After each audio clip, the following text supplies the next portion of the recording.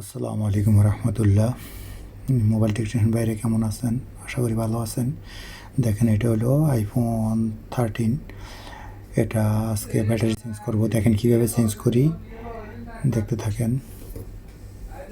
এটা খুলতে আছি, সাথে একটু লিকুইড দিতে আছি থিনার, দেখুন সহজে গুলে যায়। এক সাইড খুলে ফেলছি ইনশাল্লাহ। দেখেন সব কিছু ঠিক আছে, খুলে ফেললাম। এখন ব্যাটারিটা খুলবো।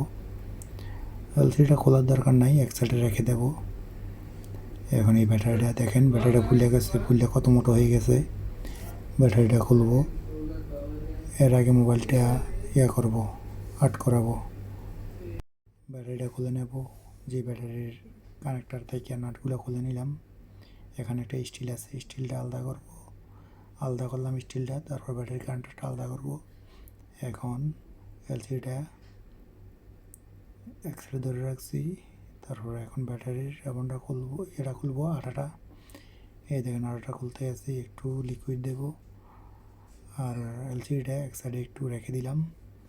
এখন আলহামদুলিল্লাহ দেখেন ব্যাটারিটা খুলে গেছে। এখন সুন্দর করে একটু ক্লিন করব। ক্লিন করে তারপর আমরা ব্যাটারিটা সুন্দর করে লাগাবো। ব্যাটারিটা খুলতেছি, একদম ভালো ব্যাটারি এখানে, এক নাম্বার।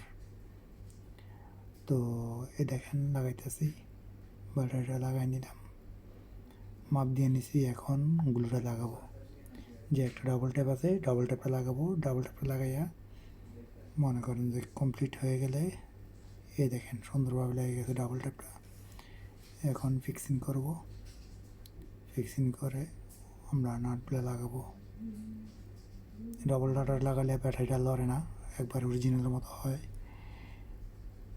এখন নাটগুলো লাগাই নেব ব্যাটারি কানেক্টারের। আলহামদুলিল্লাহ হয়ে গেছে। এখন এটা ফিটিং করব। ফিটিং করে চার্জটা চেক করব। এই দেখেন চার্জ হইতেছে, তার মানে ওকে।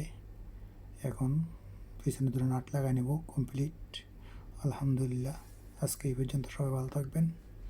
ভিডিওটা ভালো লাগলে অবশ্যই কমেন্ট করবেন, শেয়ার করবেন, অন্যকে দেখার সুযোগ করে দেবেন। ওকে।